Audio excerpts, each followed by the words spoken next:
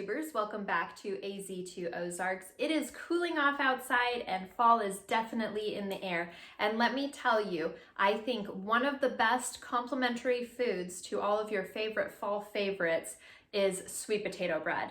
I am going to show you today how to make it, and it's quite simple using a bread machine. You can also use a KitchenAid machine if you would prefer.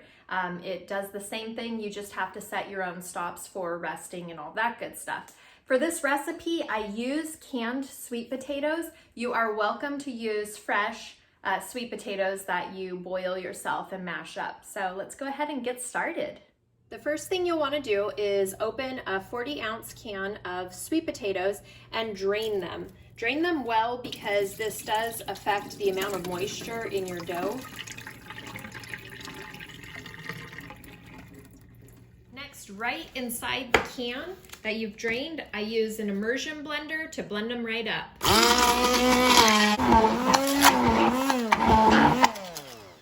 Once you have nice smooth mashed potatoes, we are ready to get started adding the ingredients to the bread machine. The first ingredient is 6 cups of bread flour. I really like to use more bread flour from Azure Standard. I have consistently good results.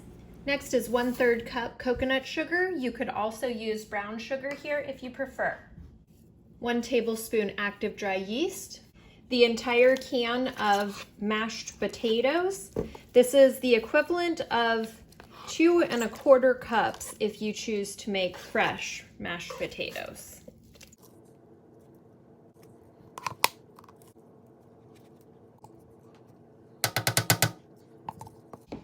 And then 3/4 cup of almond milk. You can substitute water if you would like, or regular cow's milk if you prefer. Make sure you don't forget 1 1/2 teaspoons of salt. Then we go ahead and start the machine on menu setting 8 for dough.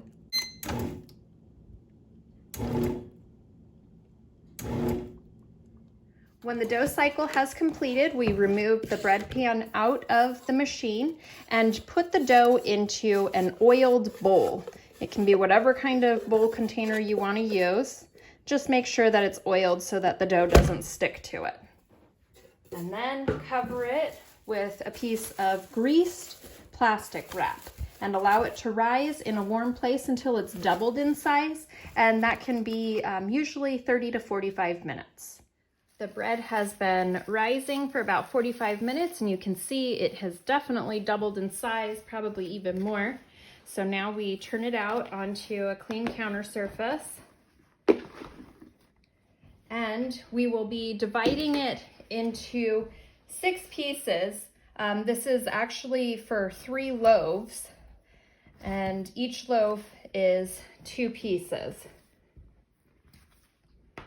So if it's especially dry where you're at, you'll want to cover the pieces you aren't using while you're doing the other. And I like to shape this into a braid, a 4-strand braid, just because I think it's fun, but really you can shape it however you like. You could shape it into a loaf, or you could shape it into dinner rolls. It's a little on the sticky side, so I'm going to use some flour here to keep it from sticking too much, but at the same time, you don't want it to be too floury. So I'm making this into a long strand.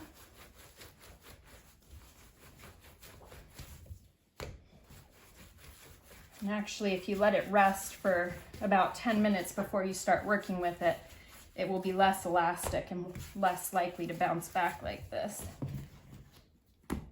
But you know how we get impatient and we just want to get doing.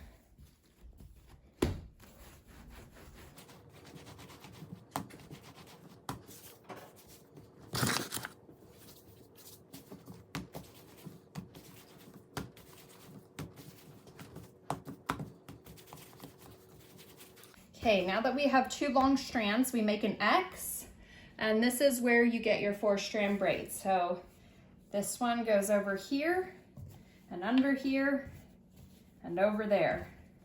Over, under, over, over, under, over, and then I just kind of pinch them all together. And you want to make sure you pinch them really well so they don't unravel during baking.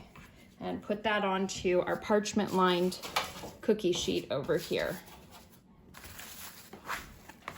And then we'll begin with our second one.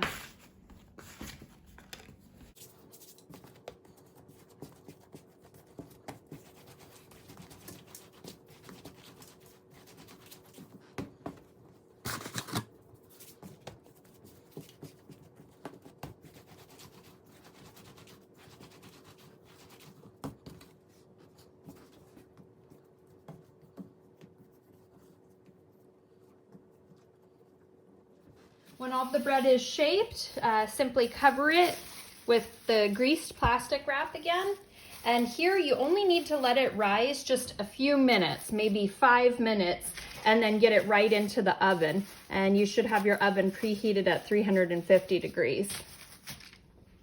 Okay, this might seem really weird, guys, but I didn't realize I was totally off screen in that last bit while I was doing the braiding. So let me show you with 2 towels how you do the 4-strand braid. So you have the 2 long rolls and you make an X. And taking this piece over here, you fold over and then you come under the next piece and you bring this one down and you go under that one as well. Next, you do the same pattern. You repeat it. Over, under, and then over.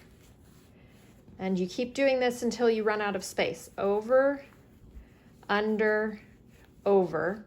And this is really about the place where I pinch it all together to make that braid shape. So I hope that explains the braid a little bit better. After just 5 minutes on the second rise, we are ready to go into the oven, 350 degrees, and it's usually right at 20 minutes. It could be 20 to 22 minutes to take for baking. You'll start to get a little bit of golden color and it certainly will continue rising. My timer just rang for 20 minutes and I pulled the bread out of the oven. You can see that it fluffed up even more.